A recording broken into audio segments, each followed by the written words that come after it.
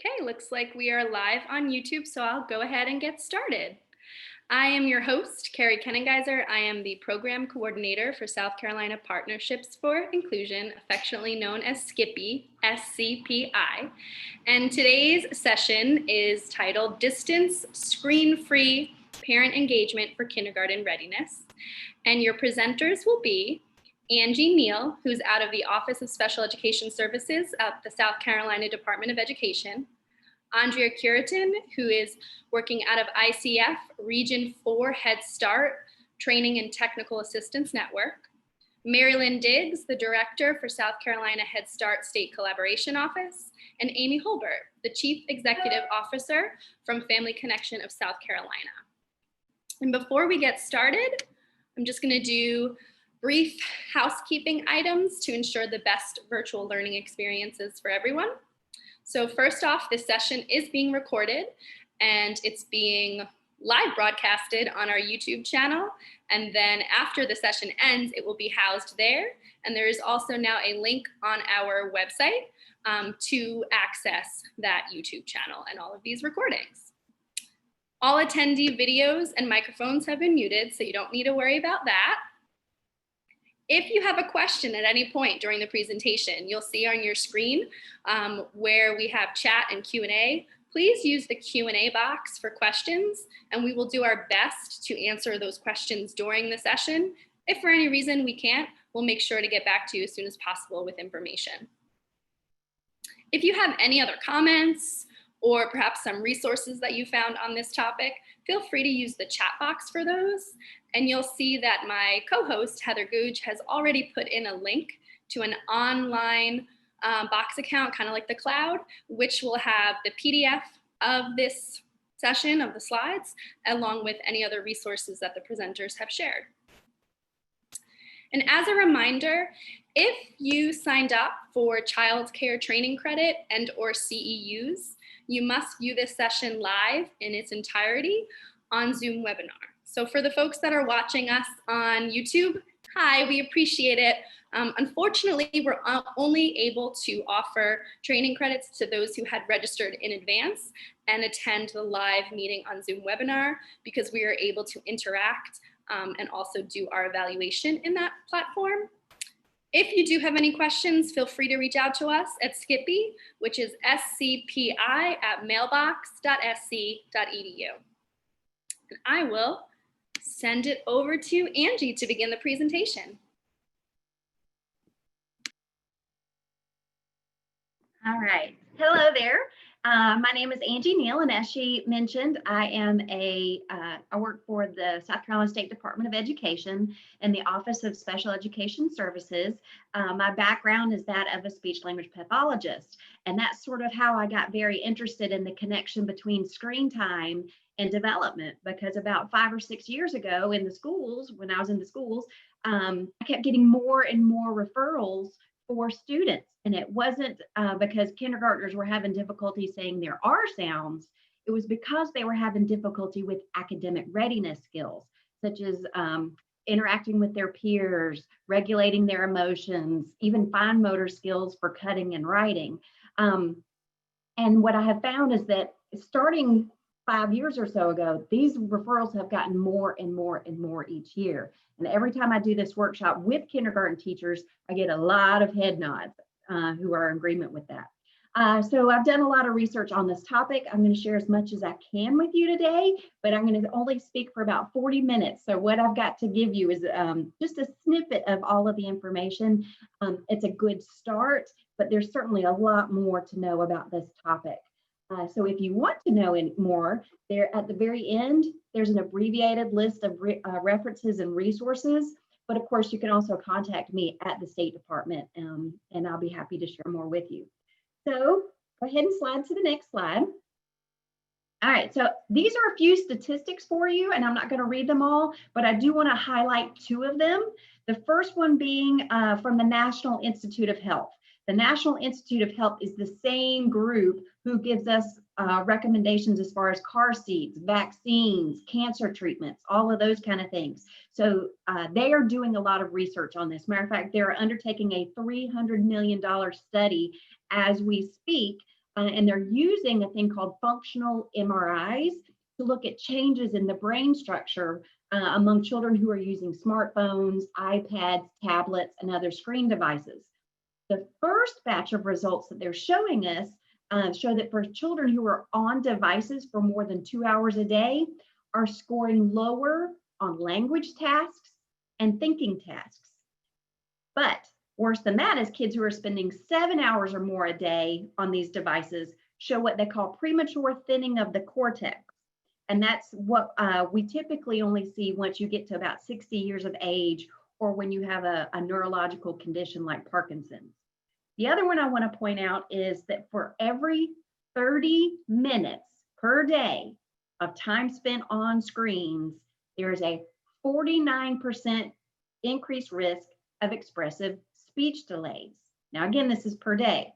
Now, this statistic comes from 2017 from a study by Dr. Catherine Birkin. And this is just the first study to report a link between handheld devices and expressive language delays. And I'm going to talk about how those language delays impact literacy and academic readiness as we go along in the presentation. But I want you to know that there's over 200 studies now, peer-reviewed studies, so the highest level of research that's possible, and they're showing a correlation between screen time and ADHD, anxiety, depression, even psychosis. So let's flip to the next one. All right, so now I want you to consider the opportunity costs because there's a significant and negative impact to the developmental continuum when major life functions and experiences have disappeared, or they aren't experienced with enough repetition in order to form those lasting connections in the brain. In other words, children today are losing the opportunity to spend time engaged in developmentally appropriate activities that they need to have in order to develop appropriately. Now, where this gets very precarious is for children the age 2 and under. And let me explain why. It's because it's not even until around the age of 18 months that a baby's brain has developed to a point where the symbol on the screen represents something that they know the equivalent of in the real world. So for example, if they see a cat, that they recognize that or correlate that with the cat that's in their house.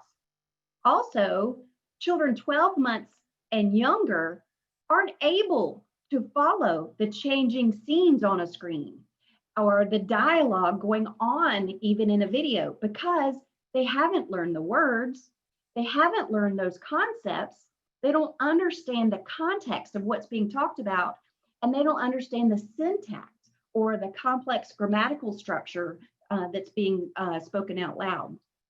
The third thing is that birth to age 3, so from birth all the way up through the age of 3, all learning takes place in a social context through relationships. And the younger children are, the more true this is. And children under the age of 2, they're wired to learn through experience, to learn through social interaction. So they're not gaining anything really from a digital interaction.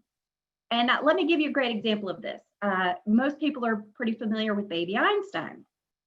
So in one of the Baby Einstein videos called A Day at the Farm, there are 7 changes of scene within one 20-second section, which means that there's one change roughly every 3 seconds. So what they're actually seeing isn't what's keeping them engaged. They're staying engaged in that video because of the constant stimulation. The problem with this as well is once they actually go to an actual farm, what they see is not what they have seen on the video. They don't see sheep popping up out of the corner. The horses are far, far, far away in the edge of the field. They're not right up next to them in this beautiful slow motion jog that they do. So in other words, it's conditioning them to a reality that doesn't exist. Next. So how are tablets, iPads, laptops, iPhones, how are those different from a TV screen? Well, first of all, saying that a smartphone or a video game screen is similar to a TV screen would be like saying that lightning bugs are similar to lightning because they both give off light. They're not the same. What you need to appreciate is that with TVs, at least when I grew up, there was only one TV, and we typically watched it together as a group. So we experienced these shows together, and we even talked about these shows after we had watched them. One that I can come up with off the top of my head is Dukes of Hazzard. We used to watch Dukes of Hazzard, and then we would talk about whatever happened in that episode. You could do that now, even with Sesame Street, which I think is one of still my favorite shows. And I think we can all appreciate that from an early childhood perspective. The other thing is that smartphones and video games, those are meant to be experienced alone, unless you're wearing the headset and you're interacting with someone somewhere far, far, far away. But for the most part, especially if it's a handheld screen, children are experiencing that alone. The other thing is TVs are affixed to one location, meaning they don't go around with us everywhere, but screens do, handheld screens do. And we just talked about the opportunity costs. And I'll give you an example of it. I took my car to the car wash a couple of weeks ago, and I will never forget, there was an older gentleman who looked like he was there, obviously, with his grandchildren, who looked to be about 8 to 10 years old. So while you can watch the car going through the car wash and watch the people who are dusting it off and cleaning the tires, the children were on a screen, and you could just tell that there was that missed opportunity for conversation with that grandpa. And he almost looked sort of defeated that way as well. So again, it was a missed opportunity to talk about all that they saw and all that was going on. Another thing to point out is downtime. One reason there's a difference between screens today and TV is because kids are no longer bored. And think about that. They no longer have downtime. When you don't have downtime, you don't have that time to wonder and to think new and novel thoughts and to be creative and to imagine and to even reflect on things that have happened before. Next. Angie, we're going to take just 1 second to do an interpreter switch. Sure.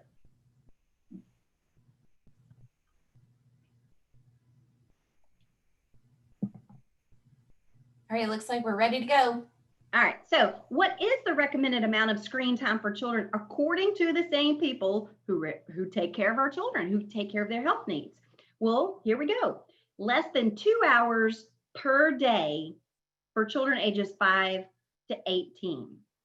No more than 1 hour a day for children age 2 to age 5, and none for children younger than 18 months. Now, again, keep in mind, this is the amount of time per day. And so I want you to think about this and how quickly this adds up when we factor in any technology we're using in school.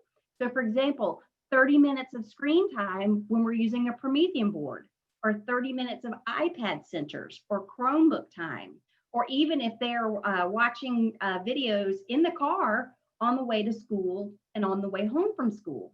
That can easily add up 2 hours right there. Now, as of today, we've been working from home pretty much since March and schooling from home. So trust me, it is not lost on me that the timing of this workshop could not be more opportune. So what I want to talk about, though, is using screens for interactive and educational purposes, not necessarily for mindless, passive entertainment. So I often get email questions about FaceTime or Skype or Zoom. Those kind of interactive activities where you're experiencing the technology together, those are fine. The concern is the mindless, passive, unengaged kinds of activities. Next. The argument, though, is often, hey, but they're playing an educational game or an educational app. So what's wrong with that? What's wrong with using the iPhone or the iPad to look at educational videos or play an educational game? And there's certainly something to be said for the noble intent behind these, okay? But the research doesn't support it. The research is telling us that children ages 3 to 5, whose parents read to them through electronic books, actually have lower reading comprehension compared to physical books because of all of the bells and whistles that come from an electronic book. So for example, if they're reading Curious George, and every time you push the man with the yellow hat, he takes his hat on and off. That's distracting the child from the accumulated meaning of the entire story. And again, children learn, especially young children, they learn through those social interactions with real objects. So know this, that sharing a book with a child is significantly different than having a child read the book digitally. Because book sharing, especially together, that's the only setting where parents talk with their child about things outside of the everyday routine. That's where you talk about alligators, which you may not see every day, Africa, castles, dragons, and so on. And that's because books are not constrained to the here and now. So when you aren't talking about these things do contribute to what we call the knowledge gap. And we're going to talk more about that when we talk about literacy development. But I think Einstein actually said it best, that if you want children to become intelligent, read them fairy tales. If you want them to become more intelligent, read them more fairy tales. And video games are, educational app or not, they are replacing children's imagination because technological forms of play require no imagination. So think about imagination when it comes to using sticks as swords, or building with blocks and Legos, or making fire trucks out of boxes, playing dress up. And because without imagination at a young age, there's a consequence to that. And it's a difficulty with that out of the box thinking, which is what we need in order to solve problems later in life. And actually, there's more than 700,000 educational apps. And more than 80% of them are targeted specifically towards young children. And many of them claim to help children learn to read, but most of them don't. They may teach a child how to recognize letters, but that doesn't mean that they can blend sounds to form words. Or they may teach a child to count to 10, but that doesn't mean that they can show you a group of 10 blocks. So in short, they really function more as glorified flashcards, but they don't add to that depth of knowledge that's necessary to build a strong foundation for learning. So whenever anyone asks me, what's a great app for speech therapy? What's a great app for helping my kid learn to read? What's a great app for spelling? I give the same answer over and over again. And it is, when it comes to teaching children, there's nothing more important, more valuable, or more effective than human interaction. So an app can be great for practice, but for learning requires coaching with feedback and perseverance to get through the challenge that is learning something new and that may be difficult to learn. And apps don't provide for that. The other thing to know is, how are these apps developed? Well, apps are developed by the same people who create video games. And these are not just video game designers. They also hire different kinds of scientists, neurobiologists. And so what they do is they hook up children and people to different electrodes and other senses while they're testing this game before it gets released. And if the body doesn't respond in the way that they want, such as raising blood pressure or constricting the pupils or other skin responses, then they go back and they tweak it until it does. And the result is this hyper-stimulating digital content in order to engage the student or engage the child. And this creates a very addictive cycle, because the more a child is stimulated, the more that child needs to continue to be stimulated in order to hold their attention. And the thing we also have to ask is there any evidence that this app will actually produce better educational outcomes for the students who use them? And that's the first thing that we should be looking at before downloading. Next. So now let's talk specifically about parts of the brain development that are negatively impacted by excessive screen time, so that you can communicate this with parents. And this workshop, usually when I give it, is called Digital Diets. And the reason I like to do that is because it's comparing something that we're a little more familiar with. We're a little more familiar with what it's like to be on a diet and to see the outcome of being on that diet, where our clothes are a little looser, our cheeks are a little thinner. So what we're doing in this respect is we're trying to provide information about the brain and what's going on in the brain and what the outcome may look like. Because while we may not be able to see looser fitting clothes or less chubby cheeks, we do see the outcome of a poor digital diet in their behavior and in their interactions. So the first one we're going to talk about is what's called dopamine. Dopamine is actually something that provides a major reward. For motivated behavior, and it serves a survival function. It seems crazy to even say this, but when we eat, we release dopamine so that we do it again. That's a survival function. Now, some of us get more dopamine from chocolate cupcakes than others, but again, it's the dopamine release that makes us want and crave more and more of it.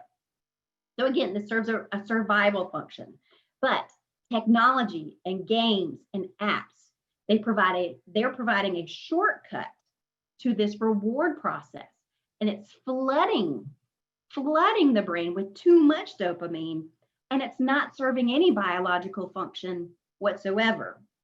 Now, consider how many dopamine hits every time the child presses the button, okay, for every game, for every swipe, and then multiply that over the length of time that they're spending playing these games.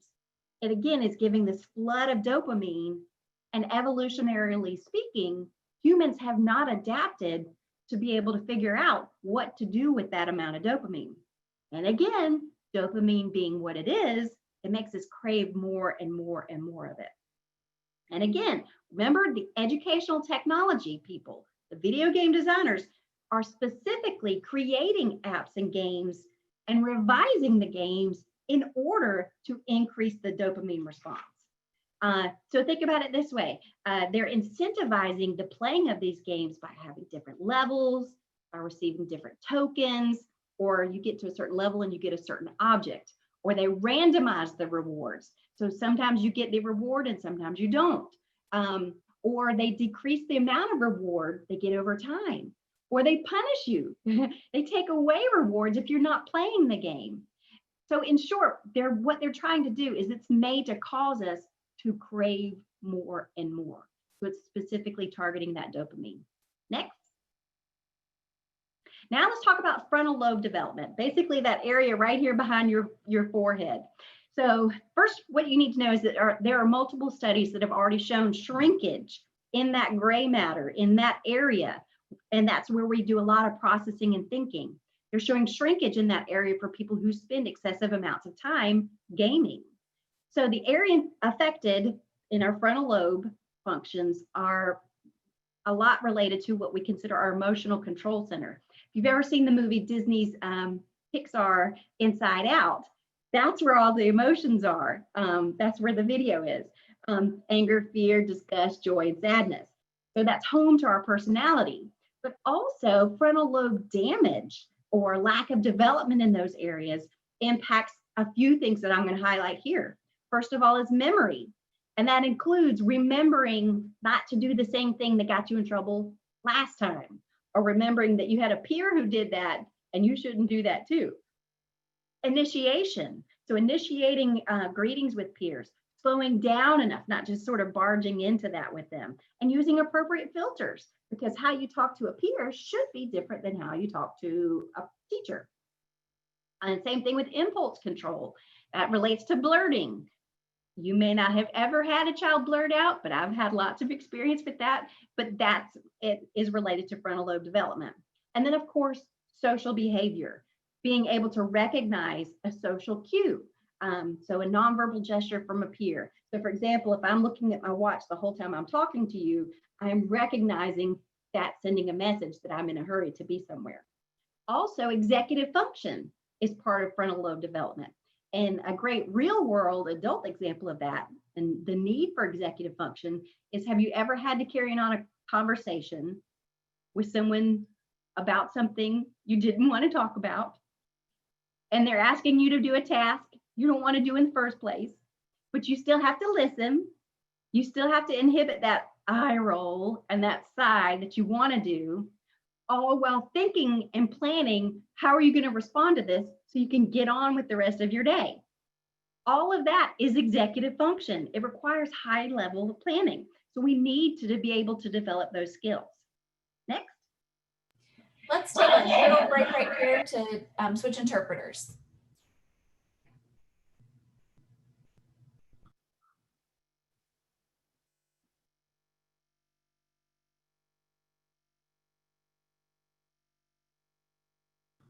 All right, go ahead. Okay. Next is play. And there's no way I can get into as much detail with play as I would like to, but I need to really impress upon you, especially as early childhood educators, the importance of play for academic readiness. Because through play, kids learn how to interact in a group, how to lead, how to share, how to problem solve, and how to resolve conflicts. So play often seems like one of the last things we need to talk about in terms of academic readiness until you have a child who can't play or who isn't on the same level of play as their peers. And Gaylor and Evans found that the level of involvement in pretend play by preschoolers with their parents was positively linked with their emotional regulation abilities, which we're going to talk about in a moment, because of the guidance and the coaching that the parents offer. However, compared to a virtual reality, play with another 2-year-old or 4-year-old is really hard or really boring because you have to share your stuff. You have to take turns with someone who also wants to be the fireman, and your friends don't do everything you want them to do the very moment you want them to do it. So seriously, how can Candyland compete with that? And this is part of the struggles that I'm seeing more and more and more in especially K4 and K5 classroom, those children who haven't progressed through the appropriate levels of play. Next. Next, we're going to talk about theory of mind. And theory of mind is the understanding that other people think different thoughts than we do. And it's a primary area of difficulty for those children on the autism spectrum. But the development of theory of mind is negatively impacted when they don't have the opportunity to develop this skill by interacting with actual people, by looking at facial expressions, by seeing their gestures, interpreting their body language, and so on. Because you cannot develop theory of mind or the ability to think about what other people are thinking with a screen. I'm going to say it one more time, it's that important. You cannot develop theory of mind or the ability to think about what other people are thinking about using a screen. And deficits in theory of mind relate to these kind of difficulties. Understanding that different people or places have different expectations, so that you have to act differently at school than you do at home. Or understanding nonverbal language like the facial expressions and gestures. Or being unaware that how I act or that my behavior affects you and what you think and how you feel. And even the inability to think about their future self, that how I act in this moment right now is going to impact what's going to happen to me later. So we're going to talk more about how screen time impacts literacy, but building up to that, I want to point out the connection between screen time, theory of mind, and empathy. Next. First, let's define empathy. Empathy is feeling with people. Empathy is what prevents you from hurting another person. Therefore, absence of empathy makes hurting another person possible. Empathy drives a connection with people, but a lack of empathy or a lack of connection with people impacts trust. Now, we often think of trust as being independent, doing your own thing, but in fact, it's more related to becoming someone that others can trust by showing up on time, doing what you're supposed to do, all of those things. But the way we develop trust is by spending small moments with another person, talking with them, sharing with them, demonstrating care for them. Now, here's an interesting fact about empathy and literacy. In 1440, that's when the printing press was invented. And with the mass production of books, people became more literate, but they also began to experience the world outside of their small village. And once they were able to do that, there was a major shift in how we treated people and the violence that we put on other people. So this is because when we read, we release our own thinking and we put ourselves in the thinking or the perspective of someone else. So we're able to experience their emotions, their perspective, to imagine things that they would imagine, which is a kind of empathy. And actually, readers of fiction tend to have better abilities with empathy and theory of mind than those who aren't avid fiction readers.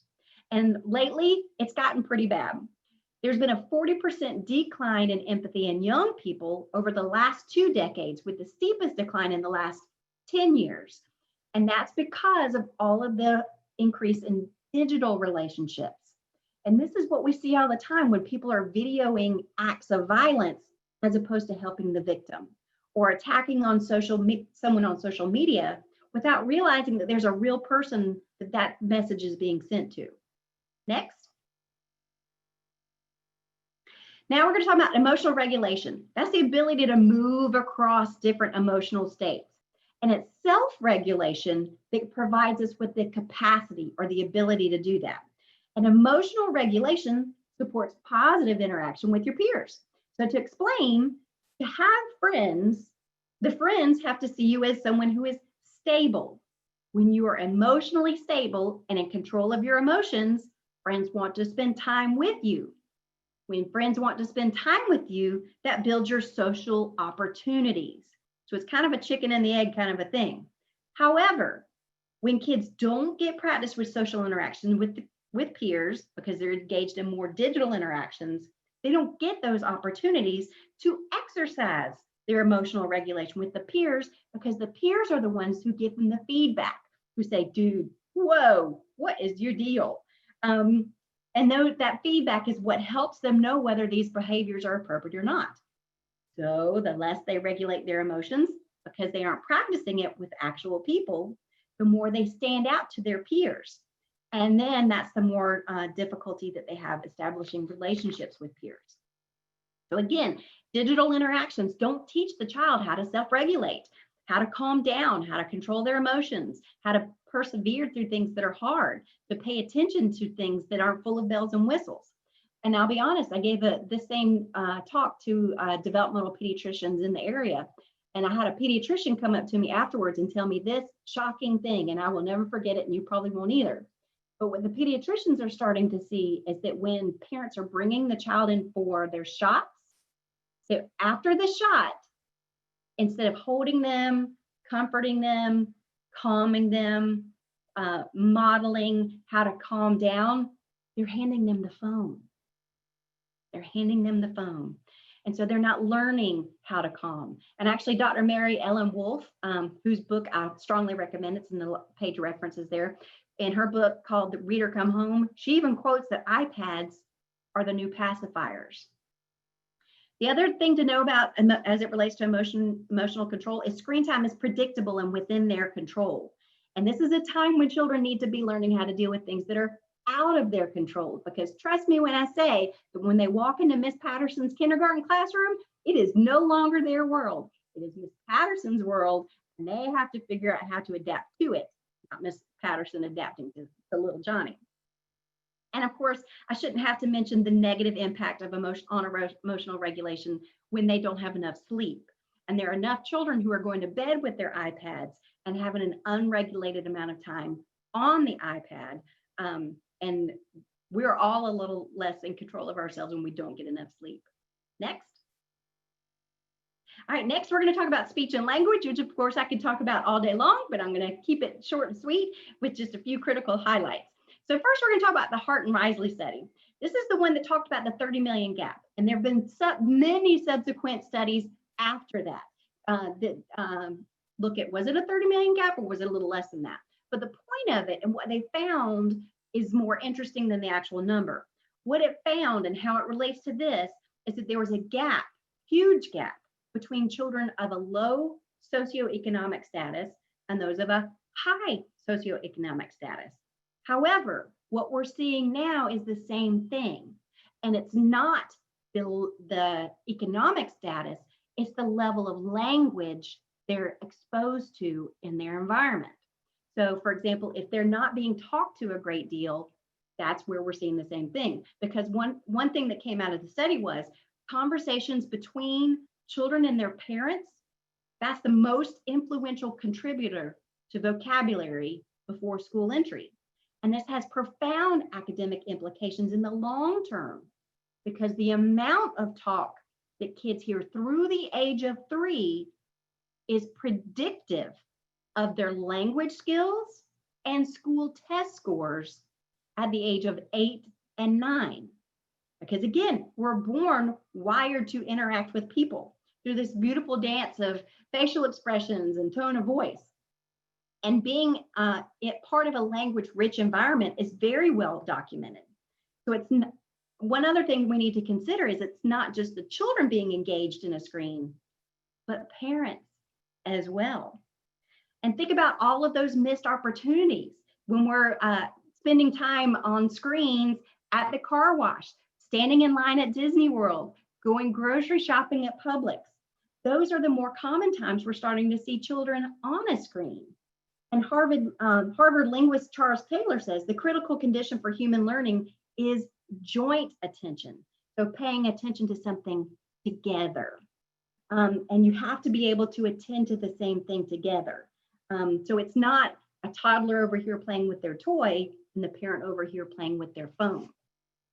So when parents are distracted by their phone, it impacts joint attention, it impacts conversation, it impacts that level of language in the environment that they need to grow and develop, as well as their emotional connectedness. Next. Consequently, this is what this looks like. This is actually a picture from a friend of mine, and her son, who was going into kindergarten, drew this. And if you'll see the yellow circles, what he has drawn is the phones attached to the mom and dad. So if a picture is worth 1,000 words, this one is a whole novel. Next. Now let's talk about literacy. For more than 4 decades, beginning in the 1970s, the single most important predictors of later reading achievement have been how much parents read to the child. And we just discussed the language impact as well. Now, where those two things intersect is this. When children haven't engaged in conversation as often, the result is they don't alert to when they hear words that are not familiar to them.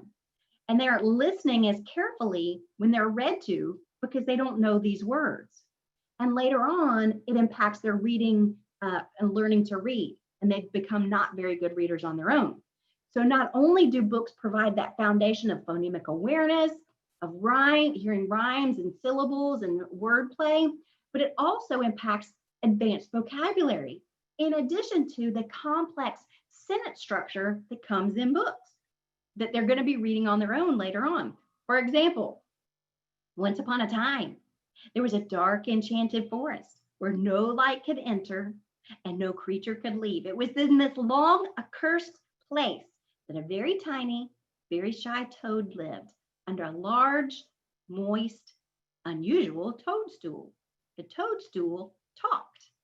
Every night, the toadstool whispered secrets to the toad, and every morning the toad told all the secrets to the princes whom he had loved in vain. No one talks like that in general conversation, but that is how books are written. That is the secret language of story.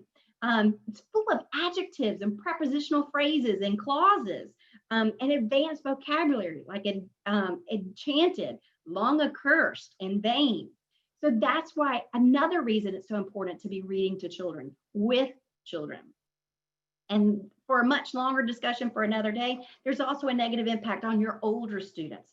And for 3rd grade and up, what they're showing is the negative impact of digital reading versus paper books, is that they're struggling more with the ability to sequence the details in the story, understand the plot of the story, and to make inferences within the story. Next. All right, Angie, we're gonna take a interpreter break. Okay.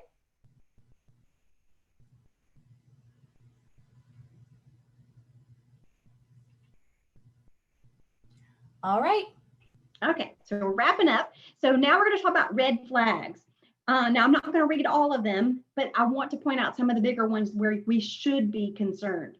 So we should be concerned when students and children are not able to balance screen time with the amount of time they spend in human interactions. Or if they demonstrate extreme irritability when they have to have the screens taken away, or they rush through a desired task in order to get back to a screen. Next. Also, when they have difficulty waiting their turn, taking turns, controlling their emotions, or even when they have to have technology in order to calm down, or they consistently choose technology over free time play or play with other children. So when these concerns occur, we have to take the time to reset this hyper-aroused nervous system. And to accomplish this, the brain needs about 4 to 6 weeks of time without any screens. And from a speech language perspective, I see this with some of my nonverbal students, that when we want to give them some assistive technology, the first thing they do is they start tapping at it just like it's an iPad or a game. And we have to reset that thinking so they start to understand technology as a tool and not as a toy. Next. So here we're at digital diets, and all of this information that I've shared with you is all about the healthy development of the brain and why it is so important. How do we develop a healthy brain? And that's where digital diets came from. A digital diet is meant to imply that what we put in our brain contributes to healthy brain development and what it needs for healthy brain development. And make no mistake, most of what is on screens is nothing but mental junk food. So I like to ask parents if they would give a 2-year-old a steady diet of Oreos and Cheetos. Of course not. Yet when children stay engaged in technology or screen time for long periods of time on passive activities, that's the equivalent of mental junk food, which is also bad for their development. So I want to be clear and make sure that we understand and share with parents that technology is and should be a tool, not a toy. That screens are not free babysitting, that the cost will arrive down the road in terms of their development and their behavior. We also need to be very clear in sharing what the guidelines are, which are the recommendations from the American Academy of Pediatrics. We also need to create very clear boundaries of what are the times where screens are allowed and where they are not. To me, the top 3 times to not have screens are in the car, before bed, and at the dinner table. And that goes for everybody. And it never fails. Anytime I have this discussion with students, they say the hardest one is at the dinner table. It's not the children on the phone, it's the parents on the phone. I would also recommend using apps that restrict and monitor the amount of time that technology is on there. I also really recommend, and this is a simple thing that most people don't think about, but just switch the settings on the phone to grayscale. Then you're not getting a lot of that hyper stimulating content. Next. Here's a few ideas. Again, I'm not going to read all of them, but these are really just simple replacement activities that I like to call things we used to do before we had technology. So they include things such as read books, play games, talk about how to win, how to lose, how to take turns. And another big one is work on and train and practice delayed gratification. So let me explain that one a little bit. To delay gratification means to be able to function under stress. And our children are gradually becoming less and less and less equipped to deal with even minor stresses, like being told no. So eventually this will become a huge obstacle to success in their life. I also like to recommend teaching mundane chores like folding the laundry, organizing the toy box, cleaning their room, making their bed, unpacking groceries, emptying the dishwasher, all of those simple mundane chores. And of course, to talk more. That's a big recommendation. So stories are how we connect. That's how we make those connections with people. I also recommend that you create conversation questions. Throughout the pandemic, I have a 18-year-old and a 16-year-old, and every night we had a different conversation question that we would take out of the bag and discuss. So such as, who's your favorite teacher and why? What is your dream vacation? Those kind of things. Next. Here's a few more, but I'm not going to read them for the sake of time. So go ahead and go next. Here's a list of references that will give you more information. Again, that bottom one by Marianne Wolf, Reader Come Home, I strongly recommend. Next. And finally, thank you. Thank you for listening. Thank you for being here today. Thank you for being here on a recorded day when you're watching this some other time. Thank you for what you do for children every single day. Thank you for the small moments that you spend interacting with children, reading with children, talking with children, because it does make a difference and you make a difference. So thank you so much. Hey, Angie, we have one question. If children have already been exposed to excessive screen time, can reducing screen time help reverse the damage, shrinkage in the frontal lobe? I don't know. They're still doing the studies as far as if it will change back the brain. There are some things that you can't get back. And I didn't discuss the role of myelin, but myelin in brain development, that one is not showing as much promise as far as reversing it. But in other ways, yes. Like I said, you need to reset that system with 4 to 6 weeks without that hyperstimulating content.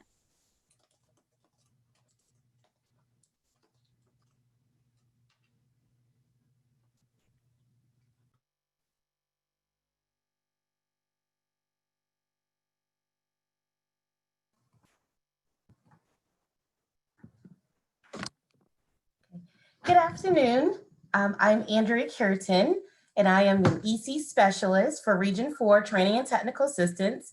And I'm glad to share with you today some resources from Head Start that we're doing to promote less screen time and more engagement activities as well. So I'm just going to give you a little, just some resources, but give you some background on Head Start and just how we support our programs here in South Carolina.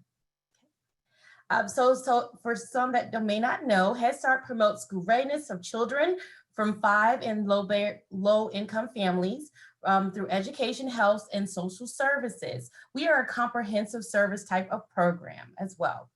Head Start is present in 45 of the 46 counties here in South Carolina. Next slide, please. Just to give you an idea of some of the support of people that support this effort, you have first Region 4 Head Start Training and Technical Assistant, which is myself. I have 45 colleagues that reside in many states in the Southeast region, but we do provide support in South Carolina. Our whole goal is to build capacity building to some programs in our daily efforts.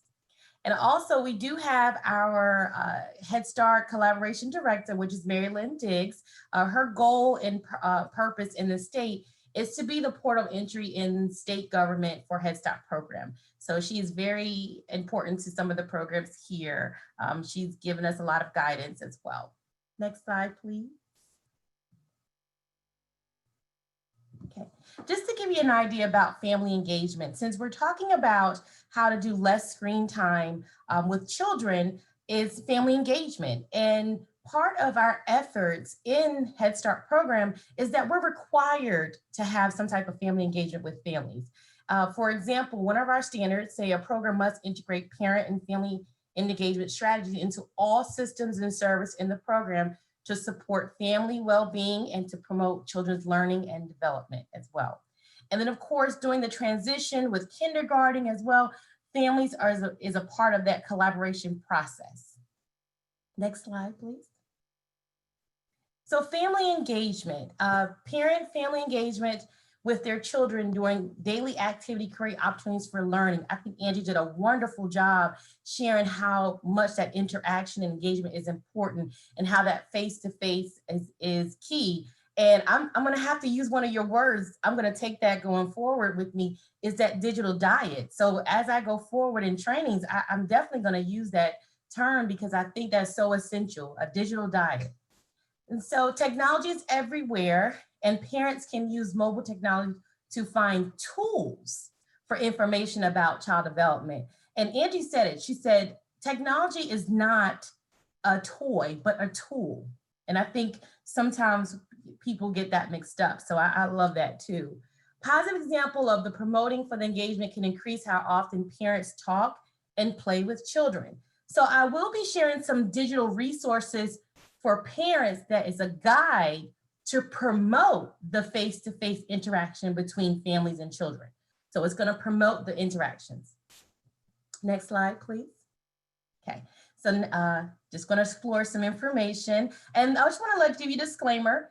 I am not personally promoting each of these apps I'm going to share with you, but they're just a guide. And you are going to have the resource available to you in a PDF, so you can actually go through the actual different ones to see what best fits your needs. Okay, next slide, please. Okay. So this is one of my favorites that we promote in Head Start and Early Head Start program. It's an activity calendar for families. And it talks about transition to kindergarten. It just gives you some guidance on activities that a preschooler can do, that the parent can do, and is going into transitioning to the actual school district into kindergarten. Okay, next slide. And I wanted to give you sort of like an idea of what it looks like. And I have provided this actual PDF resource for you. When it talks about related goals to preschool activities, it talks about building a positive relationship, setting goals with the educator to make sure the child be ready for school. Now, this is where the family, and every month in this calendar is give you something to work with your child, that one-on-one interaction. This is an example of one, spending time together, having fun with stories and books. It's turn family routines in the opportunity for learning. And lastly, use community resources to discover more ways to learn. Okay, so they just give you some tips and guidance every single month to promote that. Lastly, is a goal related to kindergarten activities. Become familiar with the new kindergarten, including the school, the early learning setting, and the educator, and help the new educator get to know the child and family. Okay. Next slide. So this is just an overall approach. Are you ready for kindergarten? Talking about that transition. So it's just a real good guide. It focuses truly on preschoolers, but it gives you steps, opportunities, strategies to try through this. And again, this is a free resource. And what I like about this resource, it is a calendar, but it's blank. So you can fill in the dates and fill in activities that you can actually do with the child too. So this is something you can actually look back on, or when you're doing that transition with that child to the teacher, this is something you can share with them what you've been working on. Next slide. So this is one of my favorite digital tools guide. This is a digital tool to designing for parent. It's a guide for engaging parents in children's early language and literacy development. Angie talked a lot about that, of talking about reading a book, just story time, having conversation with children. And as we know, language development is so important to a part of their development, along with social emotional too. So there are I'm gonna share with you three actual digital tools that promote certain things. And like I said, there's a very extensive list that I provided for you. Next slide. Andrea, we're going to take just a second and switch interpreters. Okay, thank you.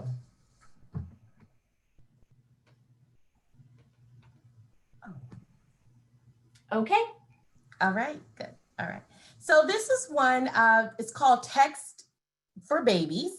This is something that a parent can receive a free text, 2 free texts a month, and it gives them sort of tips and ideas on how to promote language and brain development for the child. And so in each area, this is how it lays out. It talks about the tool, the basic context. So P1 is more for from prenatal up until the age of 1. It talks about the language, so you can get it in English or Spanish, and it's free of cost. Now, of course, if your carrier does charge for text, that's one thing, but to actually sign up to get the actual text is free. Okay. And then also it talks a little bit more about the content delivery. What kind of information will you get? So when it says about the language and brain development, it'll tell you they're going to provide you with some ideas on household things to actually promote that information. Okay. Next slide. This is another one, Amy's Baby Word Gap app. This is from P to 5 and is a mobile app to provide tips to raise awareness on the importance of early language and literacy. And again, it's a free resource. Materials needed, I like to talk about what you need. It's none usually needed, some household items. So anything they're gonna share with you when you're gonna look is gonna tell you to go to another source. The whole purpose is to promote the face-to-face interaction. It just gives you some guides and tips. Next slide, please. Okay. Let's Play. Let's Play is a mobile app with activities that fit into daily routines and outings as well. So of course it goes up to age 5. It is a free resources, and anything that you would need for is that you just need household items. So it just gives you a very detail on what you need for to actually, if you download this app as well, how it's delivered and how it's presented to you. And like I said, there's several other ones. I just picked out some 3 that will be sort of pretty interesting to talk about. but you have been provided the resource. And so I highly encourage you to look at some of these that's going to promote that face-to-face interaction. Next slide. And any questions? All right. Well, thank you. Thank you for the opportunity.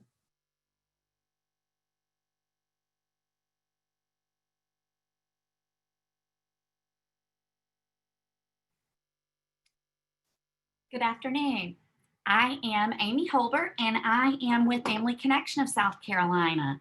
Family Connection is South Carolina's parent training and information center, and we work with families that have children birth to 26 that have disabilities, learning disabilities, and chronic health conditions. Go ahead, next. We have been in South Carolina for 30 years this year, providing peer support to families, which we provide emotional support, resources, and education. We help families navigate the healthcare system, and also we help families navigate the educational system by increasing their knowledge and power, empowering parents to effectively advocate for their child's needs. And so today, I am pleased to be here to announce to everyone one of our unique partnerships and an innovative program to help families engage with one another called Text to Read.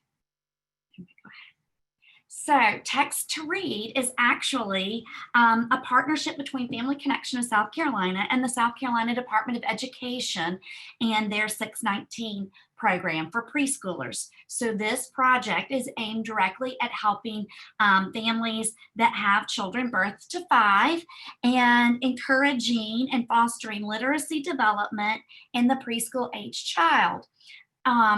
It is very exciting. We just launched this during COVID, so we are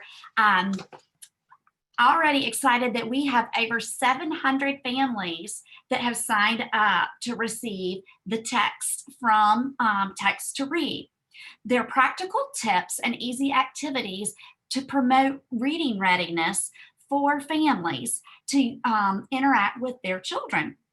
So it's a free mobile information service, and the ideas that it presents to parents are no or low cost language and literacy activities to help them prepare their child for kindergarten. Okay. So what are some of the benefits of Text to Read?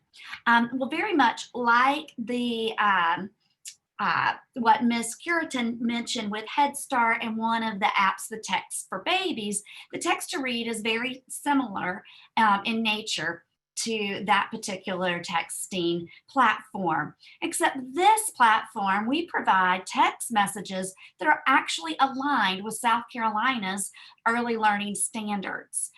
The messages are built from Essential Kindergarten Skills and South Carolina's Kindergarten Readiness Assessment. So unlike some of the other platforms, for instance, a similar one that you may have heard of is Ready 4K. If states want to participate in Ready 4K and have their own messages going out to help their families, then there's an additional cost to that.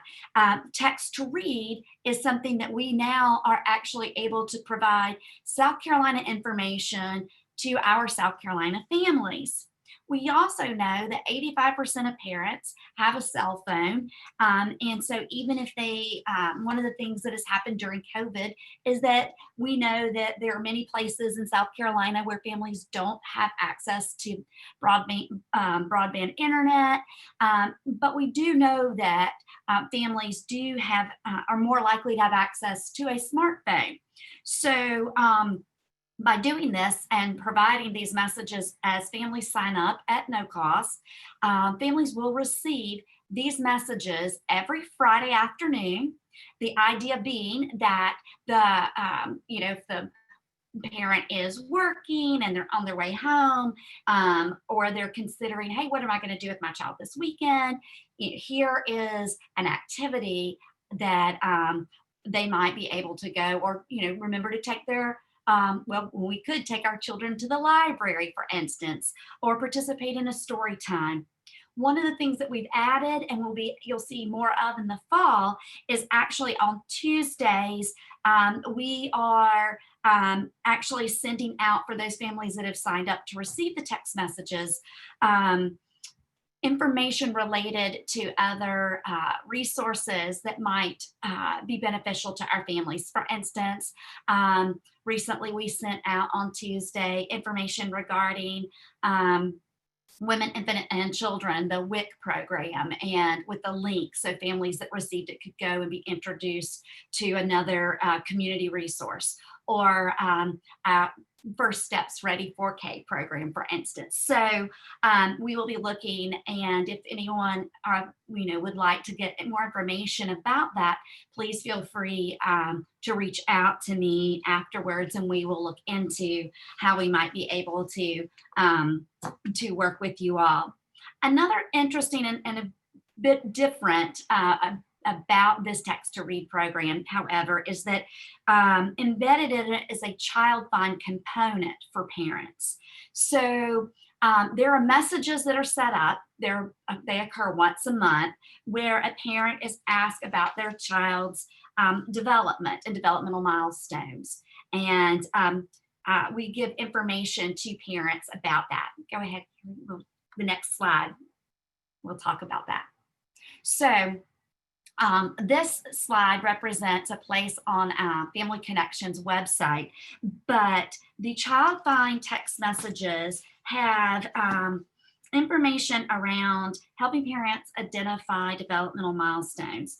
And if the parent is concerned about their child's development, they are then able to be linked up with one of our early childhood specialists. And they're also they're sent to this screen on our website and able to take at no cost ages and stages questionnaire. And then the Family Connection early childhood specialist will then be able to follow up with that parent and help refer them to the appropriate place so that they can number one, make sure they get to a medical provider and connect with any appropriate local educational agency or other types of programs that might be needed. This also has a wealth of information, and each one of the headers where it says health and development and early learners, transitions, preschool, know your rights, and resources are all family friendly, and information about preschool, about early intervention in South Carolina. The resource tab also houses South Carolina's central directory. So it goes to a database which is maintained and kept up to date for families to easily search providers in their area. So the text to read is also another way of helping us identify families that may very well be eligible for other services. It's easy for parents to enroll. All they have to do is text T2R to 7345 book 52. We only collect the parents, they enter their zip code where they live and the child's date of birth. And we are able to allow families can list up to 10 children under the same zip code that live in the home. And the messages are aligned by age, so that if the child's date of birth is if the child's 3, the parent will receive text messages that are age appropriate and age appropriate types of activities for interacting with their 3-year-old or their 4-year-old or 5-year-old. And our system is set up so that it automatically changes when the child's date of birth, when it's the child's birthday. The child will receive a birthday message, and so they can easily transition for the next 3. And then hopefully in the future, as we continue this project, we will be working in developing the birth to 3 text messages as well for South Carolina parents. We are super excited about this, And we will be using the information around the zip codes to also do some targeted types of outreach and interventions if needed. It makes it very easy to do that and cost effective. And so we are excited that we have this option available for families in South Carolina to be able to promote activities for them to do and encourage family engagement with their young children, but also hopefully identify and provide additional information around healthy development and child-find activities, and hopefully get children into services that they may very well qualify for. So the next one. And can we take just 1 second here, Amy, and switch interpreters? Thank you.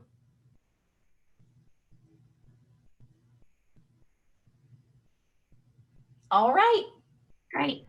So I just would like to say thank you very much for your time. Family Connection is here. All of our services are at no cost for the families that you work with. And we are across all of South Carolina. We are easy to find. Families can call in English and Spanish. And we also can accept referrals via our website. There's a referral tab. And look for, in the next 6 to 8 months, the text to read to be completely translated into Spanish for families here in South Carolina. So thank you very much. Y'all have a great day.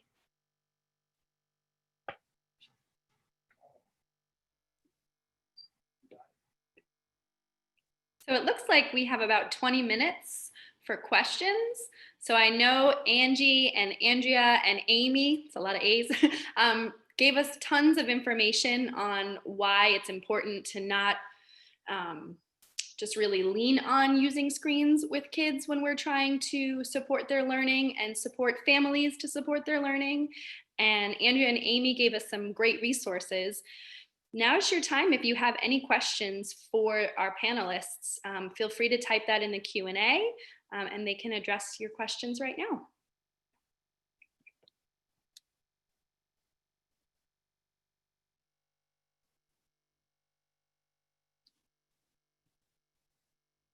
The wait time is the hardest part. It was always the hardest part as a teacher. You know, if you don't have questions right now, you can feel free to reach out to them if and when a question does pop up. But I want to just give everyone the opportunity to take this time if they would like more information or have a question about any of the resources or information that was shared this afternoon. This isn't really a question, Carrie, but more of a comment. Someone commented that this was such so much eye-opening information, great for educators, but I think this would be good info for parents to know too. And so I know that Amy's organization does quite a few trainings and things like that for families. And so this might be a good opportunity to kind of share some content across, you know, with a group of families as well. I don't want to throw you under the bus, Amy. I just wanted to share that because I knew you might be interested. Absolutely. I think that I might actually be reaching out to many of you because families are looking for this information right now, and in a way that is easily understood, and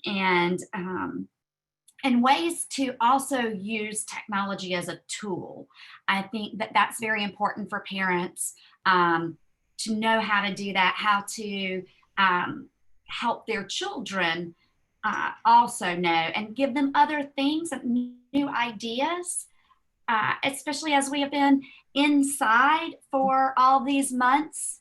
I know that families are calling looking for new activities. So yes, absolutely, I agree. I agree with the person who commented. And I think this question is also for you. Will text to read be available in other languages other than in English and Spanish? It will be available right now in English and in Spanish. So to date, every time you change have all the information translated because the messages are done by age. Of course, there's additional cost, but I'm definitely up for any other suggestions. These are, there is a message that comes out every week. So we work with the Department of Education and the preschool office to actually write all of the messaging and come up with the activities. But I am certainly, if there are other languages that folks would like this translated into, please reach out to me and let me know, and we will take a look into that. I will say one of the things that families have really enjoyed about this is that it protects their, nobody owns their information. A lot of families want to know, are there going to be lists where you're selling my phone number and all of that? None of that is collected. We don't have access to any of that information. So just to let you guys know about that as well. Okay, we have another question. I think this might be for Andrea. Is there a way to use the Literacy Connect service to target families of deaf, hard of hearing students? However, their needs activities might be different. Okay, thanks, Heather. A lot of the resources that I actually shared, I provided, they'll tell you on there like the content, or if it can be in a different language, or is it hearing impaired friendly. Like again, I was talking about the text. You get that two months a text monthly on how to promote the engagement of that. But they do have different ones. I know there are researchers that are coming out all the time, because all my information comes from researchers that may something they may have in the future. Thank you. Thank you.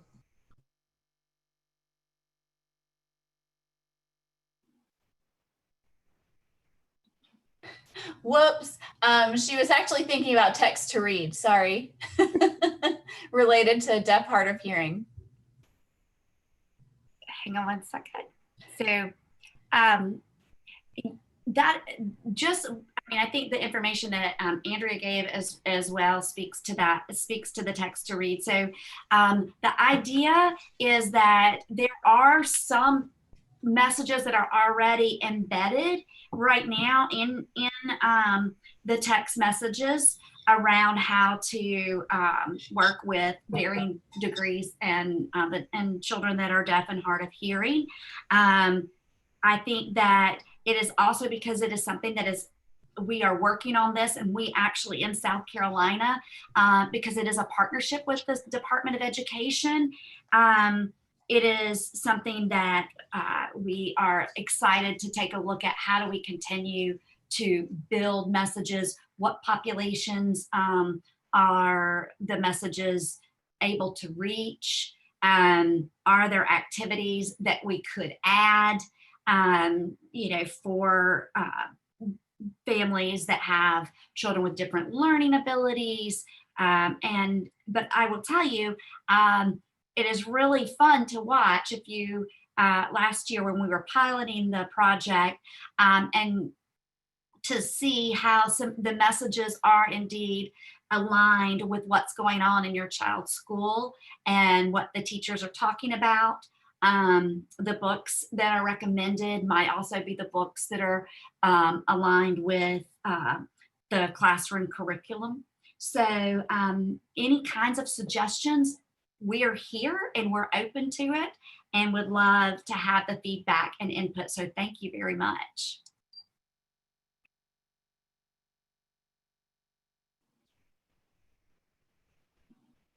Do we have any other questions for our presenters today?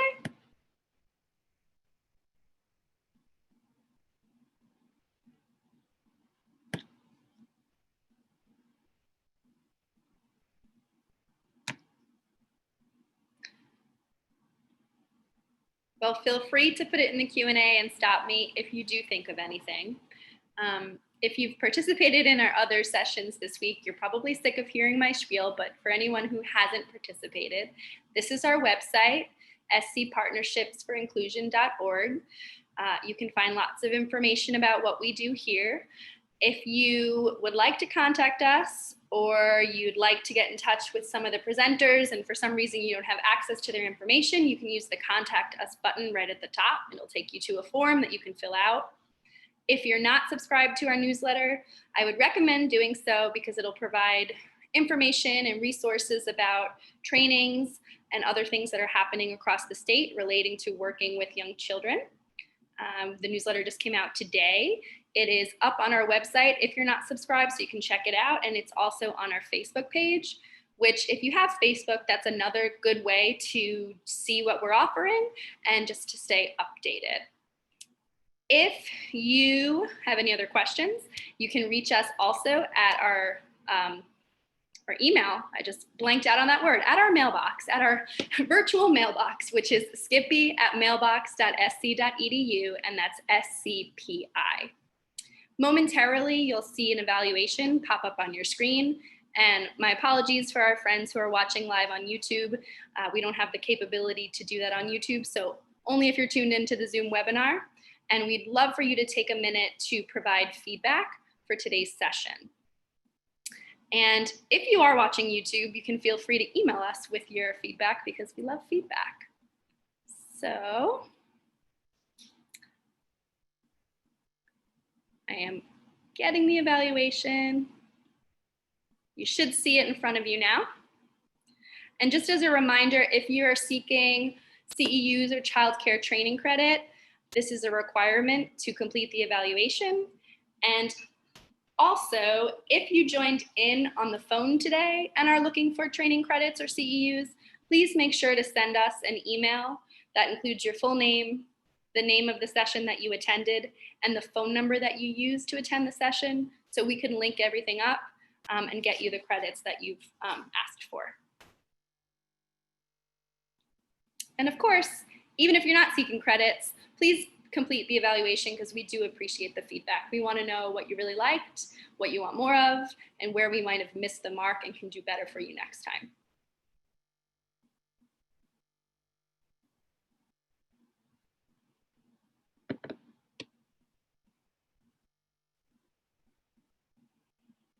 And while folks are completing the evaluation, I'll just remind you that tomorrow is the last day of our summer camp virtual sessions, and we'll have one at 9:30, which will be another panel of folks from across the state talking about guidance and recommendations related to the COVID-19 pandemic in early childhood settings.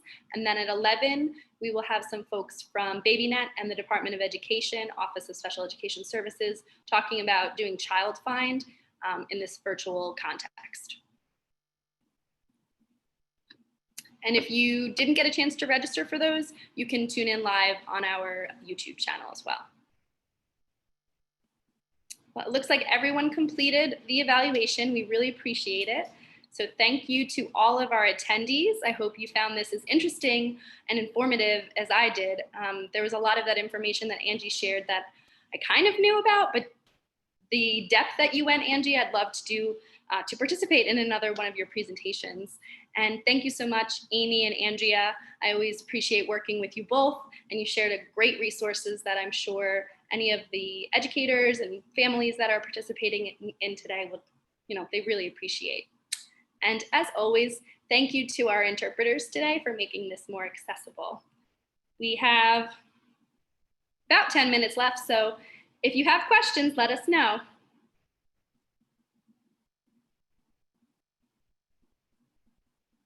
I don't see anything coming in. Heather, is there anything in the chat or the Q&A that we should address? No, but there's a lot of thank yous for the great information and resources. Awesome. Well, thanks everyone. We hope you have a great afternoon and we hope to see you soon.